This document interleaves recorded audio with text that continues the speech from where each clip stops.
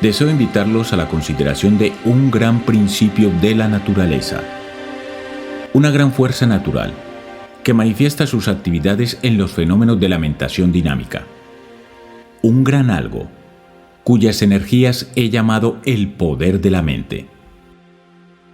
Mi pensamiento sobre el tema se basa en la concepción fundamental de que existe en la naturaleza un principio mental dinámico, un poder mental que impregna todo el espacio, inmanente en todas las cosas, manifestándose en una variedad infinita de formas, grados y fases. Sostengo que esta energía, fuerza o principio dinámico no hace acepción de personas. Su servicio, como el del sol y la lluvia y todas las fuerzas naturales, está abierto a todos, justo e injusto, bueno y malo, alto y bajo, rico y pobre. Responde a los esfuerzos adecuados, sin importar quién lo ejerza o con qué propósito se haga efectivo. Pero debe ejercerse el esfuerzo adecuado, consciente o inconscientemente. De lo contrario, no habrá operación de la fuerza. Creo que las actividades de este principio mental dinámico están íntimamente relacionadas con las manifestaciones de las operaciones mentales, que conocemos como deseo, voluntad e imaginación. Aprenderemos algo de las leyes y principios y modos de operación de sus energías y actividades, a medida que procedamos con nuestra consideración de ellos en este trabajo.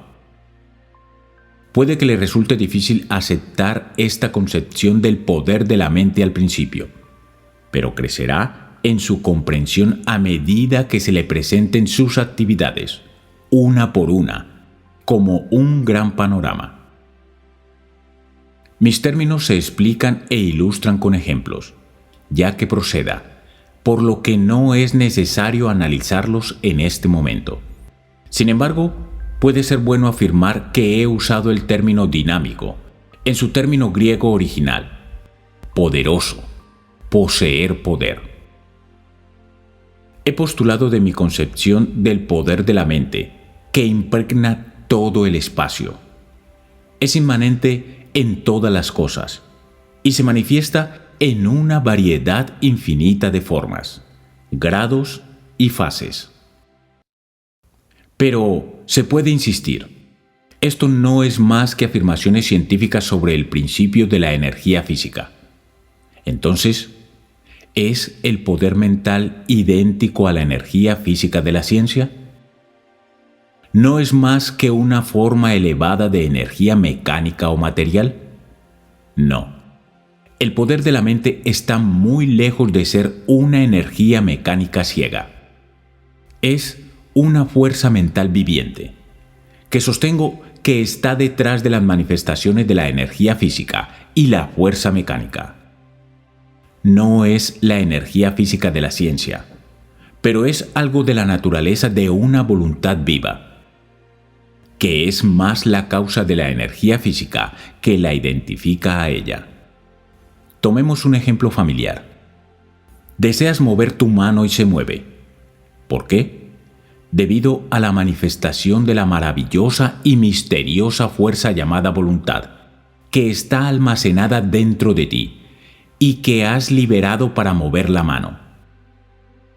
Envías una corriente de fuerza nerviosa que en realidad es una manifestación del poder mental o fuerza de voluntad desde tu cerebro, a lo largo de los nervios del brazo, que contrae los músculos del brazo y la mano. Y tu deseo se ve satisfecho. Tu deseo o anhelo puso en movimiento el poder mental que actuó sobre la sustancia material de tu cuerpo y lo hizo actuar. ¿Qué fue lo que fluyó a lo largo de los cables nerviosos? ¿Fue la electricidad o magnetismo? No. Era esa cosa sutil y misteriosa que llamo el poder mental, y que está ligada al principio de voluntad de la mente. El poder de la mente es una fuerza viviente real. Es la fuerza que hace a las plantas crecer y a los cuerpos de los animales crecer, lo que permite que todos los seres vivos se muevan y actúen. Es la fuerza que permite al hongo en crecimiento levantar las losas de adoquín, o hace que las raíces de un árbol rompan las grandes rocas por las grietas por las que se han deslizado. El poder de la mente no es una abstracción o una nada especulativa. Es una fuerza existente, viviente, mental, que actúa, que se manifiesta a veces con un poder espantoso y a veces con un toque delicado y sutil, que es casi imperceptible, pero que cumple su propósito. Para alcanzar una concepción clara de la universalidad del poder de la mente, consideremos sus manifestaciones tal como las vemos, incuestionablemente, en el universo, en los muchos planos de vida y actividad. Empezando por las instancias más familiares de su funcionamiento y manifestación. Procedamos entonces a profundizar aún más, hasta llegar a instancias que no se perciben tan fácilmente. Y luego aún más atrás, hasta que lo encontremos en lugares y en cosas que generalmente se considera que carecen de poder mental y de vida. Y aquí permítanme decir que sostengo que la vida y el poder de la mente siempre se encuentran en compañía. Hay una relación cercana en los dos. Probablemente son fases gemelas de la misma cosa, o manifestaciones gemelas de la misma cosa, la misma realidad subyacente. No hay vida sin mente y el poder mental, y no hay poder mental o mente sin vida. Y además, afirmo que no hay nada sin vida en el universo, nada sin vida allí ni en ninguna parte. El universo está vivo y tiene mente y poder mental en cada parte y partícula de sí mismo. Esta no es una idea original mía, por supuesto. Los principales pensadores científicos lo admiten hoy, y los filósofos hindúes la conocen desde hace 50 siglos. ¿Dudas de esto? Luego, escuche a estas autoridades que expresan hábilmente el pensamiento de sus escuelas científicas. Luther Burbank, el hombre más maravilloso que ha revolucionado nuestra concepción de la vida vegetal y que prácticamente ha tenido la vida vegetal en la palma de su mano, dice: todas mis investigaciones me han alejado de la idea de un universo material muerto sacudido por varias fuerzas, a la de un universo que es absolutamente todo fuerza, vida, alma, pensamiento o cualquier nombre que elijamos llamarlo. Cada átomo, molécula, planta, animal o planeta es solo una agregación de fuerzas unitarias organizadas mantenidas en su lugar por fuerzas más fuertes, manteniéndolas así por un tiempo latentes, aunque rebosantes de poder inconcebible. Toda vida en nuestro planeta está, por así decirlo, en la franja exterior de este océano infinito de fuerza. El universo no está medio muerto, sino todo vivo. El Dr. Salibai, en su importante trabajo científico, Evolución, la llave maestra, va aún más lejos en su afirmación de un universo viviente y la vida acompañada de la mente. Dice, entre otras cosas, la vida es potencial en la materia.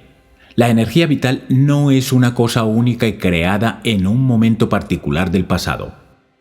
Si la evolución es cierta, la materia viva ha sido desarrollada por procesos naturales a partir de la materia, que aparentemente no está viva. Pero si la vida es un potencial en la materia, es 1000 veces más evidente que la mente es un poder en la vida. El evolucionista se ve impulsado a creer que la mente es potencial en la materia. Adopto esa forma de palabras por el momento, pero no sin futuras críticas. La célula microscópica, una diminuta partícula de materia que se convertirá en hombre, contiene la promesa y el germen de la mente. Entonces, ¿no podemos sacar la inferencia de que los elementos de la mente están presentes en esos elementos químicos? Carbono, oxígeno, hidrógeno, nitrógeno, azufre, fósforo, sodio, potasio, cloro, que se encuentran en la célula? No solo debemos hacerlo, sino que debemos ir más allá, ya que sabemos que cada uno de estos elementos y todos los demás está formado por una unidad invariable, el electrón, y por lo tanto debemos afirmar que la mente es potencial en la unidad de la materia, el electrón mismo. Flammarion, el eminente científico francés, dice: el universo es un dinamismo. La vida misma, desde la célula más rudimentaria hasta el organismo más complicado, es un tipo especial de movimiento, un movimiento determinado y organizado por una fuerza directriz. La materia visible, que para nosotros en el momento presente representa el universo, y que ciertas doctrinas clásicas consideran como el origen de todas las cosas, movimiento, vida, pensamiento, es solo una palabra vacía de sentido. El universo es un gran organismo, controlado por un dinamismo del orden psíquico. La mente brilla a través de cada átomo. Hay mente en todo, no solo en la vida humana y animal, sino en las plantas, en los minerales, en el espacio. El profesor J. A. Fleming, en su trabajo sobre ondas, aire y éter, dice: en su esencia última, la energía puede ser incomprensible para nosotros, excepto como una exhibición de la operación directa de lo que llamamos mente y voluntad. Sigamos entonces la sugerencia dada por los científicos. Procedamos a examinar las evidencias de la inmanencia de la vida y poder de la mente en todas las cosas del universo. Las cosas orgánicas, cosas inorgánicas y las cosas más allá del organismo. La forma de regreso al mismo éter del espacio mismo. Y en la búsqueda encontraremos estas evidencias en todas partes, en todas las cosas. En ninguna parte se nos escapa la vida y el poder de la mente, inmanentes en todas las cosas, manifestándose en una variedad infinita de formas, grados y fases.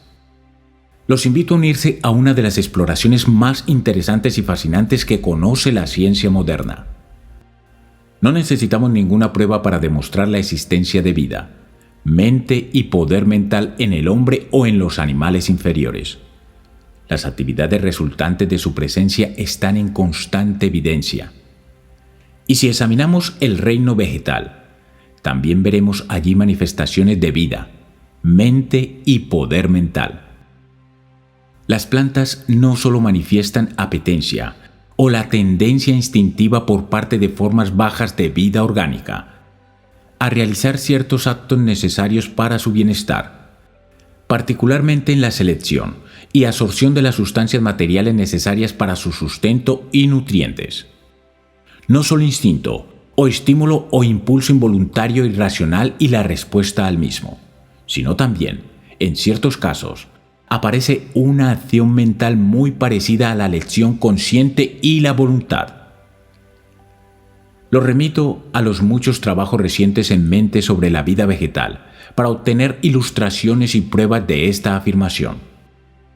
Y la biología nos muestra que hay vida, mente y poder de la mente inherentes a las células de las que se compone nuestro cuerpo. Estas células son pequeñas vidas y manifiestan poder y facultad mental. Realizan sus funciones particulares y viven, crecen, se reproducen y actúan como lo hacen las diminutas formas de vida animal en el fondo del mar. Estas últimas son poco más que células individuales o grupos de células. La posesión de memoria por parte de las células de materia orgánica es un hecho científico aceptado. En este punto, el científico ortodoxo y conservador generalmente se detiene, trazando una línea entre la materia orgánica e inorgánica.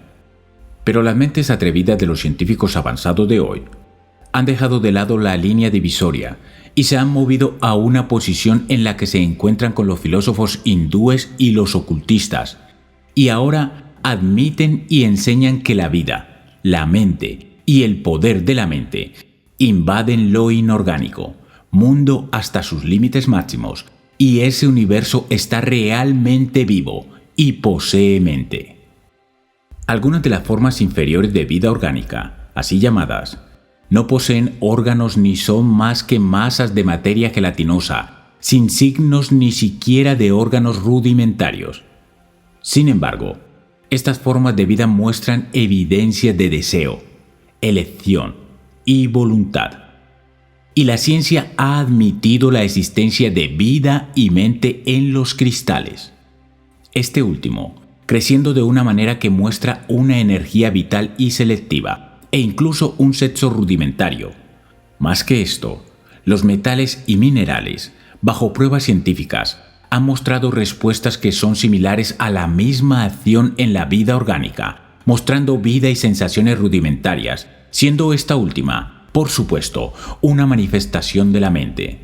Algunos de los registros científicos fríos y cuidadosos se leen como cuentos de hadas para quienes no están familiarizados con maravillosos logros de la ciencia reciente. Desearía tener el tiempo y el espacio para contar estas pruebas, pero debo apresurarme.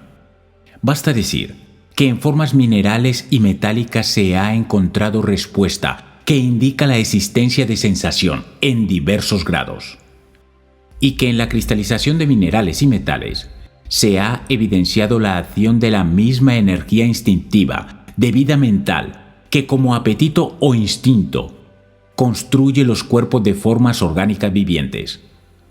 Si se asombra de esto, piense en el milagro que realizan cada segundo las plantas que absorben los minerales de la tierra, que luego se convierten en células vegetales vivas. Luego comemos las plantas y convertimos las células vegetales en células animales que sirven como base de nuestra sangre, músculos, órganos e incluso nuestro cerebro. De hecho, cada partícula de sustancia orgánica se desarrolló de esta manera. Piense en esto y verá que la naturaleza es una en su esencia y que está viva y posee el poder de la mente. Pero no nos detenemos ni siquiera en este punto avanzado. Los minerales y todas las formas de materia están compuestos de átomos o partículas infinitesimales. Las partículas se combinan debido a alguna atracción inherente que existe entre algunas de ellas, conocida como afinidad química. La afinidad química es algo peculiar. Se manifiesta en gustos y aversiones, amores y odios. Es imposible estudiar estas manifestaciones sin reconocer una manifestación elemental de agrado y desagrado, amor y odio. Crees que esto es inverosímil, ¿verdad? Bueno, escuche estas palabras de algunos de los principales científicos sobre este poder de recibir sensaciones y el poder de responder a las mismas. Tal vez cambies de opinión. Haeckel, el gran científico alemán, sostiene que los átomos de los que se compone la materia pueden recibir sensaciones y responder a sensaciones. Se detiene en este hecho en sus últimas obras El acertijo del universo y Las maravillas de la vida, y escribe lo siguiente sobre la sensación en el mundo inorgánico.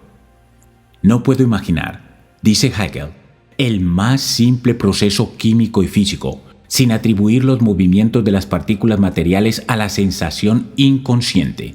También dice, en otro lugar, la idea de afinidad química consiste en el hecho de que los diversos elementos químicos perciben las diferencias cualitativas en otros elementos, experimentan placer o repulsión al contacto con ellos y ejecutan movimientos específicos sobre este suelo. Agrega más tarde que las sensaciones y respuestas en la vida vegetal y animal están conectadas por una larga serie de etapas evolutivas con las formas más simples de sensación que encontramos en los elementos inorgánicos y que se revelan en afinidad química. Nageli, otro científico, dice: si las moléculas poseen algo que está relacionado, aunque sea lejamente con la sensación, debe ser cómodo poder seguir sus atracciones y repulsiones. Incómodos cuando se ven obligados a hacer lo contrario, Y entonces ven que la ciencia ahora se está preparando para admitir vida elemental y poder mental en los átomos y partículas de materia. Pero todavía no hemos alcanzado el límite máximo de la investigación científica con respecto a la presencia de la mente en el universo. ¿Más lejos que los átomos? Tú puedes preguntar. Sí, más lejos que los átomos. Lo que es cierto con respecto a los átomos, es cierto con respecto a los iones o electrones que los componen. Estas partículas más pequeñas son atraídas y repelidas, forman grupos y combinaciones que regulan el tipo de átomo producido y manifiestan el mismo tipo de afinidad que se nota en los átomos. Y más que esto, se cree que estas partículas, así como todas las formas de energía física, emergen del éter, esa sustancia sutil, tenue y universal que, aunque invisible e intangible, se considera que existe para dar cuenta de los fenómenos del universo. Si hay mente en las partículas que emergen del éter, ¿es demasiado afirmar que debe haber mente en el éter mismo? ¿Es esto ridículo? No tanto. Escuche las palabras de las siguientes autoridades científicas sobre el tema. Flammarion dice: la mente brilla en cada átomo. Hay mente en todo. No solo en la vida humana y animal, sino en las plantas, en los minerales del espacio. Coop dice: la base de la vida y la mente se encuentra detrás de los átomos y puede encontrarse en el éter universal. Hemstrip dice: la mente en el éter no es más antinatural que la mente en la carne y hueso. Stowell dice: el éter está llegando a ser aprendido como una sustancia superfísica y material que llena todo el espacio, llevando en su seno infinito y palpitante las motas de fuerza dinámica agregada llamada mundos. Encarna el principio espiritual supremo y representa la unidad de aquellas fuerzas y energías de las que surgen, como su fuente, todos los fenómenos físicos, mentales y espirituales, como los conoce el hombre. Dolgear dice: posiblemente el éter puede ser el medio a través del cual reaccionan la mente y la materia. Del éter podrían surgir, en las circunstancias adecuadas, otros fenómenos, como la vida, la mente o lo que sea que haya en el sustrato. Y entonces tenemos la mejor autoridad para apoyar la inevitable conclusión de que debe haber poder mental, incluso en el éter. Por mi parte voy aún más lejos, y durante varios años he estado afirmando que el éter y el principio universal del poder de la mente son una y la misma cosa. Es decir, que es algo teórico que la ciencia ha llamado el éter. Es, en realidad, el principio universal de poder mental del cual emergen todas las manifestaciones de actividades. El dínamo mental universal. No puedo probar esto, por supuesto, pero es lógico. Pero mi argumento no depende ni siquiera de esto, pues admitir que hay poder mental en el éter, y mi caso está ganado.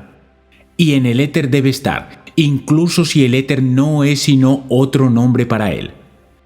Porque si el poder mental no está en el éter, ¿de dónde vienen las partículas de materia y en la materia misma, orgánica e inorgánica?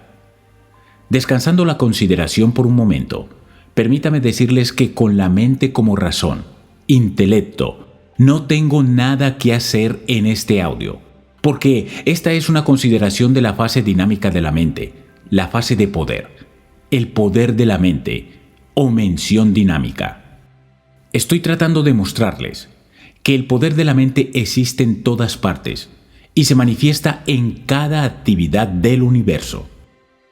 En cada actividad del universo, tú dices, seguramente no incluye la actividad física y la energía como las fuerzas naturales.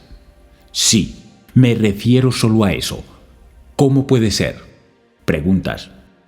¿Qué tiene que ver el poder de la mente con la electricidad, la luz, el calor, el magnetismo, la gravitación? Tiene todo que ver con ellos, en mi opinión. Se lo explicaré en pocas palabras, porque no puedo profundizar en este tema en este audio. Pero debo apresurarme a las otras partes de mi tema. Aquí está en pocas palabras. Todas las formas de física natural, La ciencia considera que la energía o fuerzas conocidas como luz, calor, electricidad, magnetismo, son formas de energía que surgen de la vibración de las partículas de materia. Ahora bien, ¿qué causa la vibración? Movimiento de las partículas, por supuesto. ¿Y qué hace que las partículas se muevan? Solo esto, la atracción y la repulsión que existe entre ellos. ¿Y qué hace que las partículas exhiban esta atracción y repulsión entre sí? Ahora aquí es donde llegamos al meollo del asunto. Escucha bien. Hemos visto que las partículas se atraen o se repelen entre sí, en lo que respecta a gustos y aversiones. Ama y odia, o placer o repulsión, o experiencias cómodas e incómodas relacionadas, por lejanas que sean, con la sensación. Y estas atracciones y repulsiones se consideran el resultado de la capacidad de experimentar sensaciones y el poder de responder a las sensaciones. Y tanto el poder de recibir y experimentar sensaciones como de responder a ellas son manifestaciones de mentalidad, que Haeckel ha comparado con deseo y voluntad. Y si la mentalidad es la causa de las sensaciones y de la respuesta allí, y estas últimas son las causas de las atracciones y repulsiones, y estas últimas son las causas del movimiento de un lado a otro, de las partículas de materia, y esta última a su vez es la causa de las vibraciones, y las vibraciones son las causas de la materia, y las manifestaciones son las causas de las manifestaciones de la luz, el calor, la electricidad, el magnetismo. Entonces, no estoy justificado al afirmar que la mente y el poder de la mente son la fuerza motriz de toda la energía física. Y no estoy justificado al postular la existencia de un principio dinámico mental universal. Les digo, amigos, que el futuro mostrará que este principio mental dinámico es la fuente de energía, no la energía la fuente de la mente. Sé que esto es revolucionario, pero creo que cumplirá los requisitos del futuro. He estado predicando esto durante varios años, y muchas han sido las sonrisas, las burlas y las burlas. Pero desde el principio sentí un profundo aprecio por las palabras de Galvini, cuando dijo con amargura: soy atacado por dos sectas muy opuestas, los científicos y los que no saben nada. Ambos se ríen de mí, llamándome el maestro del baile de la rana. Pero sé que he descubierto una de las mayores fuerzas de la naturaleza. Y ahora, en conclusión, debo pedirles que se forme una imagen mental de este gran principio mental dinámico universal, impregnando todo el espacio, inmanente en todas las cosas y manifestándose en una variedad infinita de formas, grados y fases. Solo podemos pensar en ello por medio de símbolos. Considérelo entonces como un gran océano viviente, palpitante y mental, de poder mental dinámico. En las profundidades de ese océano de poder mental hay tranquilidad, calma y paz, la encarnación del poder latente y la energía potencial. En su superficie hay ondulaciones, olas, grandes movimientos de energía, corrientes, remolinos, fases de feroz tempestad que se alteran con fases de calma y quietud. Y de las profundidades de ese océano de poder mental, todo poder mental y físico emerge, y a su seno todos deben regresar. Y en ese océano hay una reserva infinita de energía, de la cual puede extraerse lo que requieren los centros humanos de conciencia y poder cuando aprenden el secreto. Este océano de poder mental es nuestra única fuente de energía dinámica. Pero tenemos a nuestra disposición tanta fuerza como podemos llevarla a través de nuestros canales de suministro. Es el uso de ese poder, lo que llamamos mentación dinámica. Ahora bien, ¿comprenden lo que quiero decir con el principio universal del poder mental dinámico? Este dínamo mental universal. Hace varios años le conté a un amigo de esta concepción. Y después de haberme escuchado con atención y con interés, reflexionó unos instantes y luego de repente preguntó: Pero ¿por dónde entro yo? Y esa es la pregunta que muchos de ustedes se están haciendo ahora, sin duda. Bueno, mientras que aquí no puedo sumergirme en la metafísica o la especulación filosófica, o incluso en mis fuentes ocultas favoritas, diré que cada uno de ustedes es un centro de poder en ese océano de poder mental dinámico. Y cada yo es un maestro del poder. Tienes todas las cosas detrás de ti y eres libre de recurrir a él por todo lo que tu canal te traerá. Y puedes ampliar tu canal. Eso es suficiente para esta vez. Seguirán más a medida que avancemos. La naturaleza del poder mental.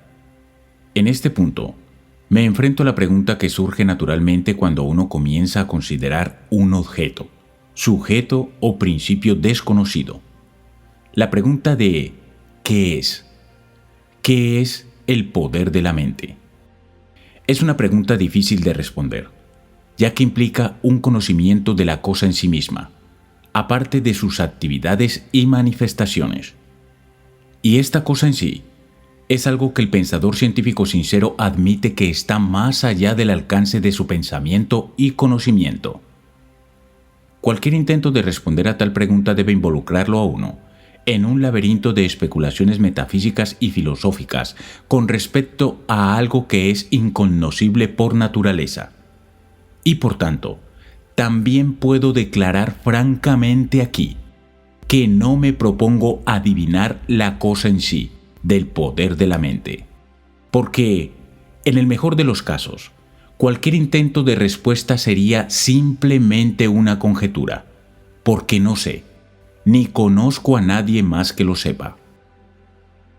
Conozco las numerosas especulaciones de los filósofos y metafísicos antiguos y modernos sobre el tema. Las he leído y estudiado, y las he rechazado como meras teorías sin apoyo de hechos. Y he hecho y rechazado una docena o más de mis propias teorías sobre el tema, todas especulaciones vagas y tontas. He estudiado lo mejor de lo que se ha escrito y pensado con respecto a esta cosa en sí, de la mente y el poder de la mente. Así que ve en mí. La ignorancia no es la ignorancia que proviene de la falta de pensamiento, o la falta de conocimiento de los pensamientos de los demás, sino más bien la ignorancia que surge como resultado de mucho pensamiento y mucho estudio de los pensamientos de los demás. La ignorancia que es solo algo realizado a través del conocimiento.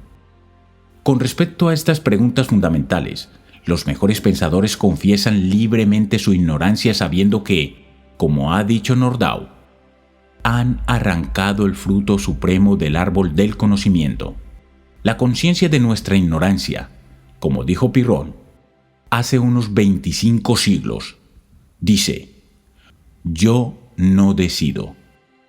No conocemos las cosas en sí mismas. No podemos conocerlas. Si supiéramos las verdades últimas con respecto a la cosa más pequeña e insignificante del universo, sabríamos todo lo que es, porque esa cosa más pequeña está conectada y relacionada con todo el universo y lo que subyace en el universo. Y saber la cosa en sí misma, de cualquier cosa, sería conocer la gran cosa en sí misma del todo. Todo lo que podemos hacer es conocer y considerar las cosas por lo que hacen y cómo actúan, ya a través de sus manifestaciones y actividades, y los resultados y efectos de los mismos, más que por lo que son en abstracto o aparte de sus actividades, manifestaciones y los fenómenos que proceden de ellas. Aparte de sus actividades, manifestaciones y fenómenos, las cosas no son más que no cosas abstractas en lo que concierne a nuestro entendimiento. Palabras aireadas y acuñadas por metafísicos y filosóficos para admitir el hecho de que toda consideración de las cosas últimas, las cosas en sí mismas, nos lleva inevitablemente a la conclusión de que la única cosa real en sí misma es un algo, subyacente a todas las cosas y sin embargo una nada, y que trasciende toda nuestra experiencia, conocimiento, razón, pensamiento e incluso imaginación. Y ahí radica la locura de intentar decir exactamente qué es algo. A la vista de los hechos mencionados y que se consideran correctos, según los mejores pensadores del mundo, cuando más sensato es dedicar nuestra atención a la consideración de las cosas tal como se conocen a través de sus actividades, manifestaciones y fenómenos, conociéndolos por lo que hacen y cómo actúan, por las leyes y principios de las actividades y operaciones, más que por especulaciones acerca de su naturaleza como cosa abstracta en sí misma. Este es el método de la ciencia moderna, en comparación con los de la filosofía especulativa y la metafísica, pero un poco de aprendizaje es algo peligroso. Y los necios se apresuran a entrar donde los ángeles temen pisar. Por tanto, nunca perderemos las teorías ingeniosas y las soluciones de los problemas fundamentales. Tenemos entre nosotros a algunos que nos informan con sencillez, que saben exactamente lo que es la mente. Tales cosas aumentan la alegría de las naciones y por lo tanto son útiles e interesantes. Alguna vez escuchó hablar de los jóvenes en la universidad, quienes cuando su profesor le preguntó ¿qué es la electricidad?, respondieron: bueno, señor, lo sabía, pero lo he olvidado. El profesor respondió secamente: ahora no es una lástima. Aquí está la única persona en el mundo que alguna vez supo qué es la electricidad y lo ha olvidado. ¡Qué pérdida para la carrera! ¿Por qué no tenemos el valor suficiente para dejar de hacer las especulativas pompas de jabón con las que nos hemos estado divirtiendo y aprender a responder honestamente? No lo sé. O al menos, como la ciencia moderna, aprendamos a afirmar con franqueza: aquí termina nuestro conocimiento del tema. Mañana podemos saber más, pero suficiente por el día es el conocimiento de los mismos, y una pulgada de conocimiento de los hechos vale una milla de especulación y teorías sin fundamento. Como ha dicho Thomas L. Harris, el teórico que sueña con un arco iris y llama a la hipótesis filosofía, en el mejor de los casos no es más que un financista de papel que palmea sus engañosas promesas de oro. Los hechos son la base de la filosofía. Filosofía, armonía de hechos. Visto en su relación correcta, y ahora habiendo confesado tu ignorancia y la mía, déjame proceder a una consideración de mind power, del poder de la mente, tal como se conoce por sus actividades. En primer lugar, déjame decir que no sostengo que el poder de la mente sea idéntico a la mente. Más bien me parece que está correlacionado con la mente, particularmente en la operación de la mente conocida como deseo, voluntad e imaginación. Si lo desea, podemos considerarlo como el aspecto activo de la mente. La mente tiene tres aspectos: el aspecto del ser, o sustancia, el aspecto del pensamiento, con las subdivisiones de razón, sentimiento, emoción, deseo, voluntad, tanto en el plano consciente como el subconsciente. Y tercero, el aspecto de actuar.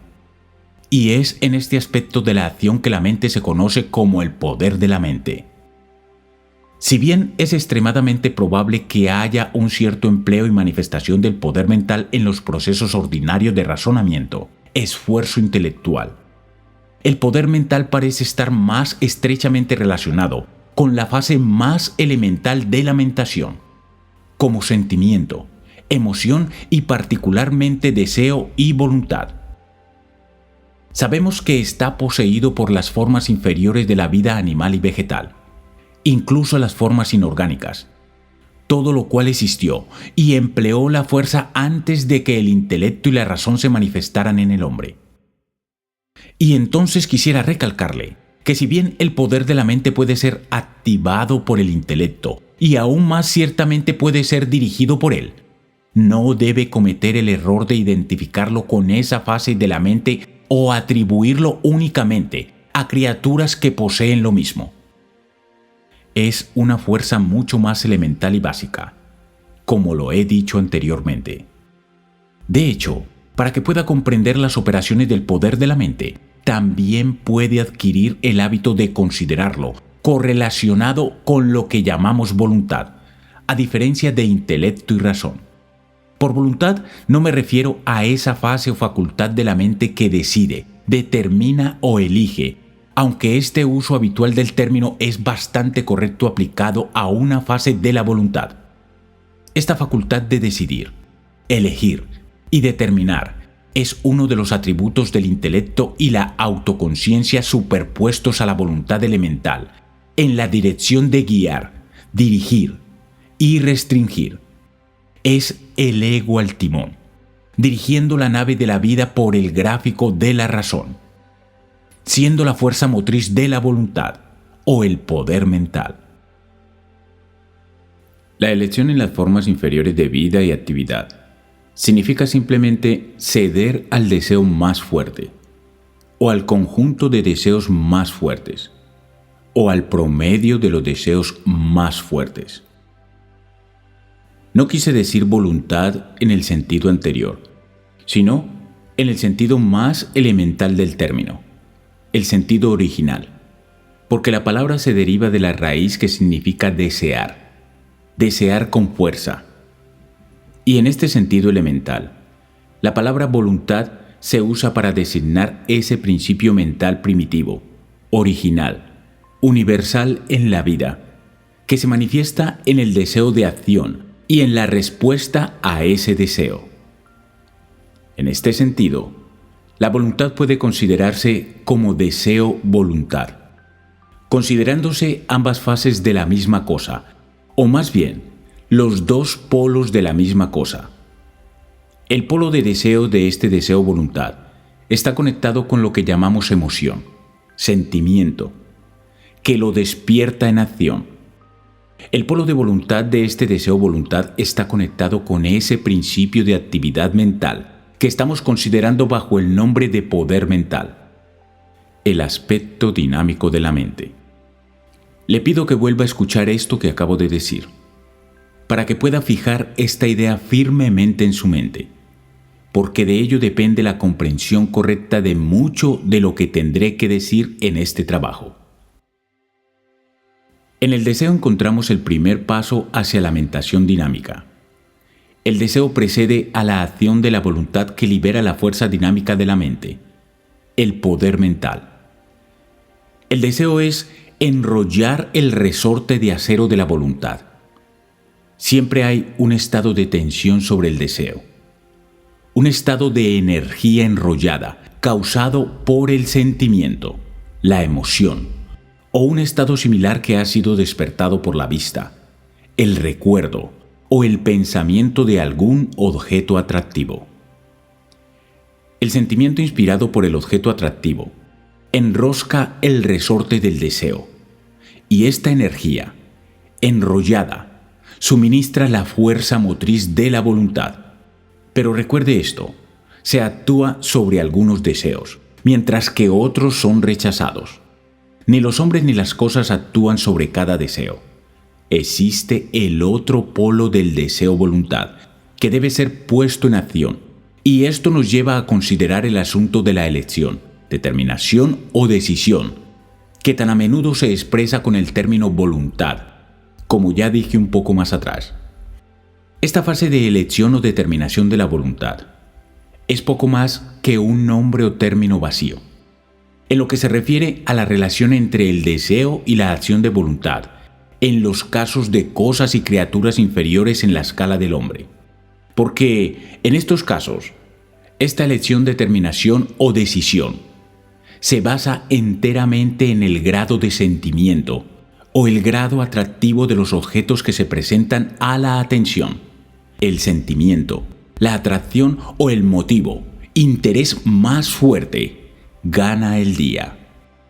El miedo es uno de los sentimientos más fuertes que influye en el deseo y por lo general actúa como neutralizador de otros sentimientos y deseos, y es más potente como un motivo que influye en la elección o decisión. De hecho, uno está justificado en considerar el miedo como la forma negativa del deseo, siendo en realidad un deseo no hacer.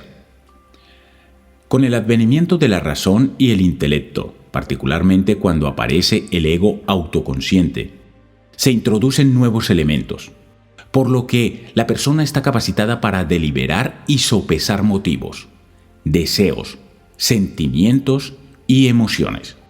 Y así se sostiene que la voluntad de la persona contiene elementos que carecen del principio general de la voluntad.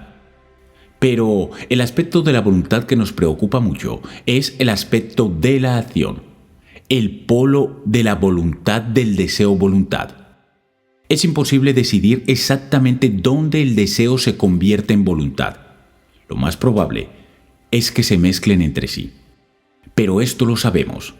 Ese algo sucede en una determinada etapa de la operación mental, mediante la cual la atención de la cosa o ego pasa del polo del deseo al polo de la voluntad, y luego una de dos cosas sucede. Primero, o el resorte del deseo enrollado es liberado por la voluntad, y la energía del deseo se transmuta en la energía de la voluntad, que así libera el poder mental o la cualidad dinámica de la mente en acción. O bien segundo, la voluntad se niega a ser excitada, y el deseo desenrolla lentamente su resorte, y la tensión se alivia gradualmente o de inmediato.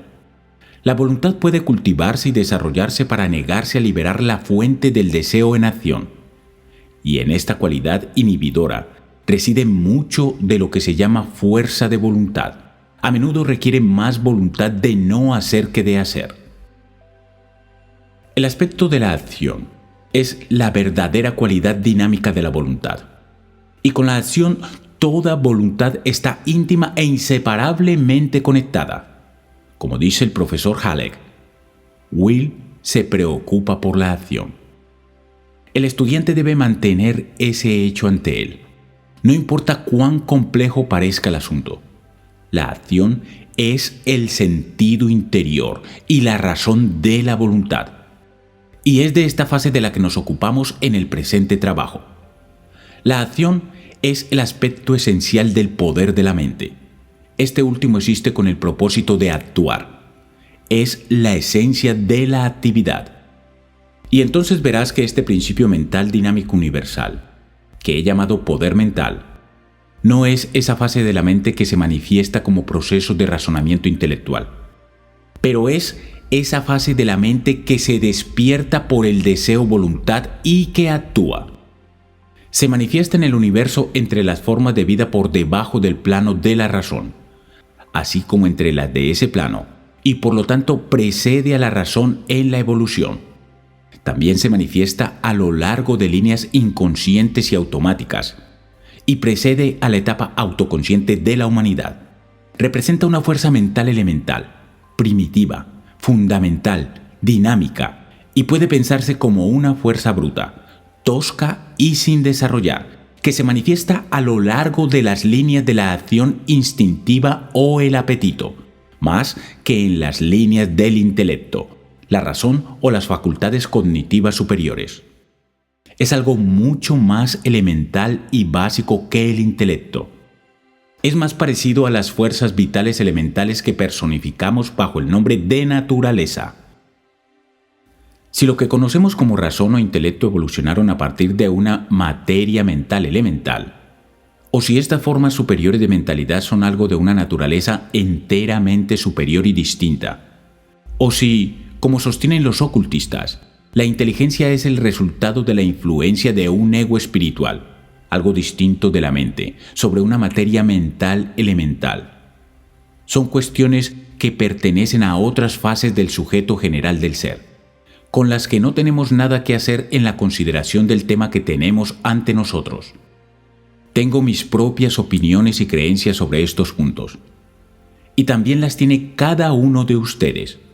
Podemos diferir con compañeros de trabajo, a pesar de nuestra falta de acuerdo con respecto a las preguntas de la filosofía, la metafísica o la religión.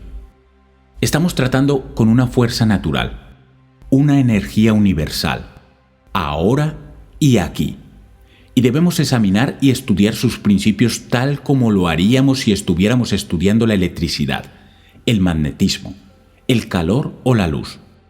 Los invito a un estudio científico, no a una especulación, doctrina o teoría metafísica o filosófica.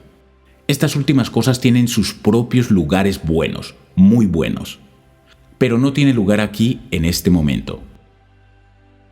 Inducción mentativa. Tan maravillosa como es la manifestación del poder mental dentro de los límites de la forma de la cosa, célula, planta, animal o persona, y que produce los efectos conocidos como acción local, movimiento, todavía hay una maravilla mayor: ser testigo en la manifestación del mismo poder más allá de los límites de la personalidad o forma en que se origina. Y es a esta manifestación del poder de la mente a la que voy a aplicar el término telementación. También puedo explicar mis términos en este momento y lugar. En primer lugar, utilizo el término mentación en el sentido de actividad mental. El término se deriva de la palabra latina mentis, que significa la mente, y el sufijo acción, que significa acción. Entonces, mentación significa actividad mental. De mentación derivamos mentativo o relativo a la actividad mental. Mentar o manifestar actividad mental. De mentación también obtengo el término telementación, que hasta donde yo sé, fue originalmente acuñado por mí hace varios años. La palabra se deriva de la palabra griega tele, que significa lejos, y la palabra mentalización explicada anteriormente. Telementación significa actividad mental a distancia, o actividad mental ejercida sobre el espacio, o influencia mental de largo alcance. Llevo la acuñación de este nuevo término diseñado para tomar el lugar de telepatía, por la razón de que este último término es inapropiado y engañoso. Telepatía, según sus palabras y raíz, realmente significa sufrir a distancia o sentir el dolor de otro. El sufijo patético, derivado de la palabra griega que significa sufrir, puede usarse correctamente en conexión con la transferencia comprensiva de dolor, enfermedad o estado mental similar, pero su uso de otro modo es inadecuado. Está siendo descartado por las mejores autoridades científicas, que prefieren el término transferencia del pensamiento. He creído conveniente utilizar el término telementación en este sentido, creyendo que cumple los requisitos del caso mejor que cualquier otro término del que tengo conocimiento. Espero que entre en uso generalizado en poco tiempo. Y ahora sobre la transferencia de estados mentales de una cosa o persona a otra. No intentaré entrar en una discusión de los fenómenos de la transferencia de pensamiento en este trabajo, por la razón de que está demasiado bien establecido y es demasiado conocido en general para requerir un argumento en su favor de mi parte. Para miles de investigadores cuidadosos es un hecho establecido y cualquiera que se tome el tiempo y la molestia de realizar los experimentos puede reproducir los fenómenos a su propia satisfacción. Además, hay cosas de telementación que surgen en la vida cotidiana de casi todas las personas, siendo tales casos de orden espontáneo, es decir, no habiendo sido esperados o buscados. Aquellos que están deseosos de obtener pruebas de telementación, más allá de sus propias experiencias personales, son referidos a los registros de la Sociedad Inglesa de Investigación Psíquica, que contienen los informes cuidadosamente anotados de muchos casos muy interesantes que han sido conocidos por la sociedad bajo la supervisión más cuidadosa y los requisitos científicos. La circulación del poder mental es un fenómeno natural tan real como la circulación del aire, el agua o la sangre. Se han propuesto muchas teorías para explicar la telementación, y se ha hablado mucho de dos mentes, mentalidad dual, a este respecto. En este trabajo tendré muy poco, si acaso algo, que decir sobre las dos mentes de la humanidad. Yo, por supuesto, estoy completamente familiarizado con el tema de las regiones subconscientes y superconscientes de la mente. Pero encuentro que este principio de telementación tiene sus raíces aún más atrás en la escala de evolución. Antes de la conciencia tal como la conocemos, existió en las formas creadas de materia o vida. De regreso al plano de la mente en la materia inorgánica, y por lo tanto no intentaré instar a ninguna teoría de las dos mentes a dar cuenta de ello. De hecho, creo que la mente de las personas es una cosa mucho más compleja que una combinación de mente dual. Hay muchos más planos y regiones de la mente que la mente objetiva y subjetiva de la mente dual. Autoridades. Encuentro la base de la teoría de la telementación muy atrás en la escala. De hecho, en el extremo más bajo de la escala de las cosas. Lo encuentro en los átomos o en las partículas que los componen. En el primer capítulo de este trabajo, llamé su atención sobre la manifestación del poder de la mente entre los átomos y las partículas de la materia, que se evidenció por la acción, el movimiento y los movimientos resultantes de la atracción y repulsión de estos átomos y partículas. En otras palabras, mostré que las fuerzas físicas eran producidas por los movimientos de las partículas o vibraciones de los átomos, que surgían de estados de agrado y desagrado, amor y odio, atracción y repulsión, placer y dolor, entre estas diminutas partículas de materia. Y es aquí donde se nota el principio elemental de la telementación. Aquí es donde puede verse en plena fuerza y operación primitivas. Si piensa por un momento, verá que los movimientos de los átomos son dobles. A saber, uno, el movimiento voluntario del átomo hacia el otro átomo al que es atraído por afinidad química. Y dos, el movimiento del átomo ocasionado por la fuerza de atracción ejercida por el otro átomo, de la misma manera que un imán atrae a la aguja hacia él. Haeckel nos ha dicho que existe el movimiento voluntario del átomo mismo en respuesta al deseo, despertado en él por la atracción. ¿Cómo se da cuenta de la presencia del otro átomo a menos que algo pase entre ellos? Y ese algo debe tener la naturaleza de una mente corriente activa, porque no hay nada más que pasar, porque todas las otras formas de energía que son producidas por vibraciones de átomos que surgen de estados mentales, el poder mental debe preceder a las energías físicas y debe ser el algo que pasa entre los dos átomos.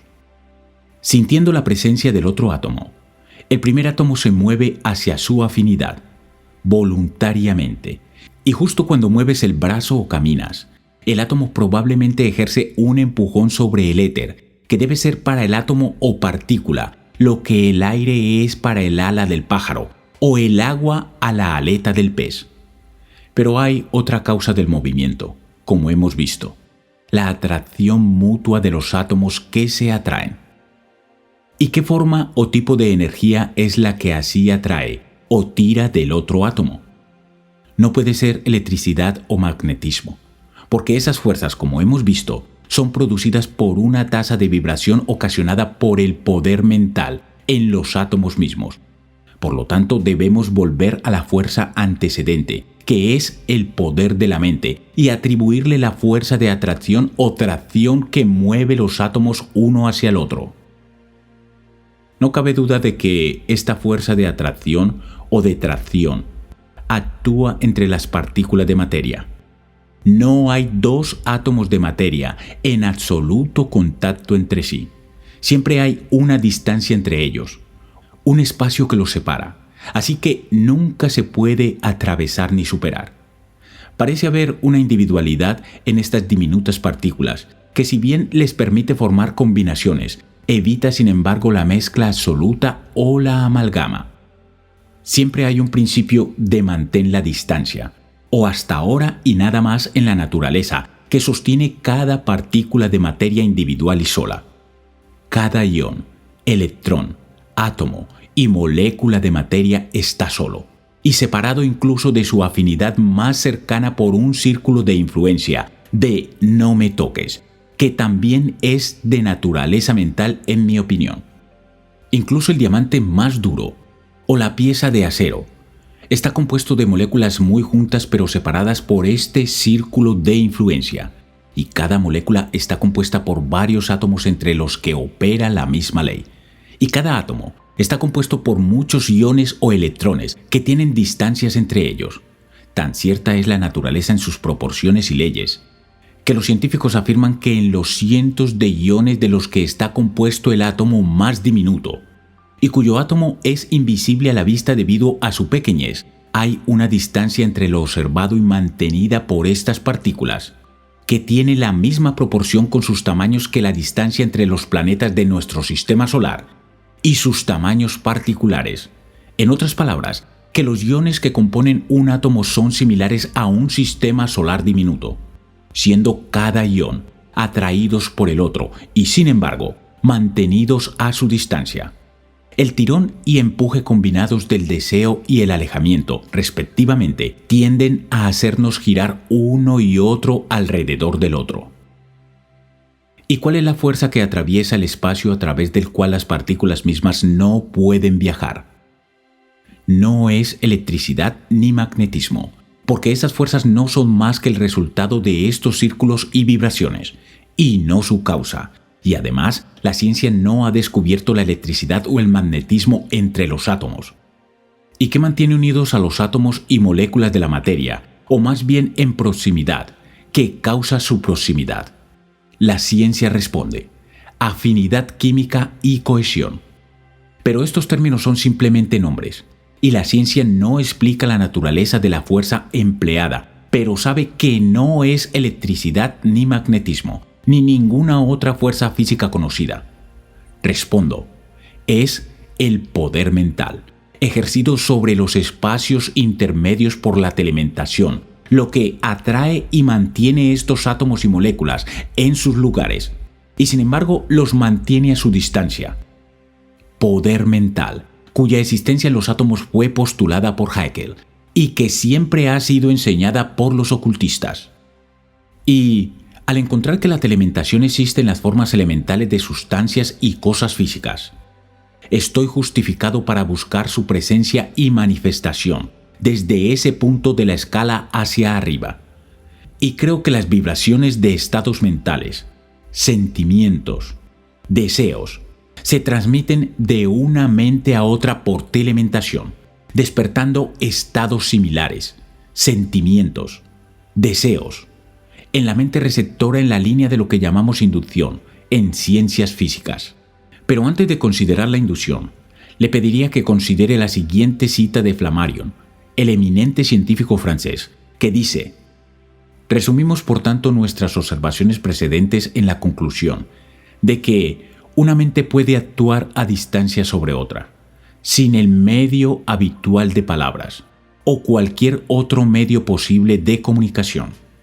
Nos parece totalmente irrazonable rechazar esta conclusión si aceptamos los hechos. Esta conclusión quedará ampliamente demostrada. No hay nada científico, nada romántico en admitir que una idea puede influir en un cerebro a distancia. La acción de un ser humano a otro, desde la distancia, es un hecho científico. Es tan cierto como la existencia de París, o de lo que fue Napoleón, del oxígeno o de Sirio, la estrella más brillante de todo el cielo nocturno. Afirma además: no puede haber duda de que nuestra fuerza psíquica crea un movimiento en el éter que se transmite lejos como todos los movimientos del éter y se vuelve perceptible para los cerebros en armonía con el nuestro. La transformación de una acción psíquica en movimiento etéreo y viceversa puede ser análoga a lo que ocurre en un teléfono, donde la placa receptora, que es idéntica a la placa del otro extremo, reconstruye el movimiento sonoro transmitido, no por medio del sonido, pero por la electricidad. Como he dicho, explico la transparencia de estados mentales mediante la teoría de la inducción mental, que creo que es la teoría que satisface más plenamente los requisitos del caso que cualquiera de las mentes duales o hipótesis similares. El término inducción mental será fácilmente comprensible para aquellos familiarizados con los fenómenos de la electricidad. La palabra inducción proviene de la palabra inducir, que significa influir. En la ciencia eléctrica, la palabra inducción se usa en el sentido de inducción mental, de el proceso por el cual el cuerpo que posee propiedades magnéticas o eléctricas reproduce esa propiedad en otro cuerpo sin contacto directo. En los libros de texto de física, se suele dar un experimento sencillo a los estudiantes para ilustrar la inducción magnética. de la siguiente manera. Un imán se coloca de manera que sus polos se proyectan sobre el borde de una mesa sobre la que descansa. Un clavo de hierro o una aguja de acero se coloca a poca distancia debajo del imán para que no toque este último, sino que esté lo suficientemente cerca para ser magnetizado por inducción, es decir, sin contacto directo. El clavo o aguja tendrá una propiedad inducida de magnetismo producido por la corriente del imán y apoyará otro clavo o aguja por contacto directo. Este magnetismo inducido convierte al clavo o aguja en un imán que posee todas las propiedades del imán original, siempre que fluya la corriente. Y, al igual que un imán puede comunicar sus propiedades por inducción, un cuerpo electrificado puede comunicar estados eléctricos en otro cuerpo sin contacto real. Los libros de textos están llenos de ejemplos para ilustrar esta ley. La teoría aceptada por la ciencia es que la inducción es la acción de la corriente eléctrica a través del éter por ondas de vibración. Y sostengo que así como las ondas vibratorias del magnetismo y la electricidad pasan a través del éter y producen propiedades similares en otros cuerpos por medio de la inducción, las ondas vibratorias del poder mental de una mente pasan a través del éter y por inducción establecen estados mentales similares en las mentes de otras personas dentro del campo de inducción. Sostengo que así como la excitación de las partículas de materia, excitación es simplemente actividad excitada, puede manifestar una energía que puede ser transmitida a otro objeto, eliminada en el espacio del primero, y luego puede despertar por inducción un estado similar de excitación en las partículas del segundo objeto. Así, la excitación de la mente entre las células cerebrales del animal o la persona puede transmitirse por telementación a otro animal o persona, en quien por inducción mental se genera o se induce un estado similar de excitación. Sostengo que existe la relación más cercana posible entre la energía motriz y la energía emotiva. De hecho, ambas son formas de la misma cosa. No intentaré entrar en detalles sobre la telementación o la inducción mental en este lugar, por la razón de que expondré el principio en detalle, de vez en cuando, señalando las manifestaciones y actividades de estos principios. Pero deseo que fijes en tu mente los principios elementales del poder mental, en sus fases de telementación o efecto de larga distancia, y de inducción mental, o del proceso por el cual lo semejante engendra lo semejante, tanto en el plano mental como en el físico. Al estar oculta a la vista física la maquinaria de los procesos y actividades mentales, podemos comprender mejor estos procesos y actividades mediante el uso de la ilustración de procesos y actividades físicos correspondientes, particularmente cuando las correspondencias son más que meras semejanzas, siendo operaciones de la misma naturaleza natural subyacente, leyes. Por esta razón, la ilustración o símbolo de la telegrafía inalámbrica nos ayudará a comprender la telementación, y la inducción eléctrica o magnética nos ayudará a comprender los fenómenos de inducción mental. Y ahora pasemos a una consideración de las actividades y manifestaciones del poder mental, en sus fases de telementación o inducción mental, en las criaturas vivientes, comenzando por los animales.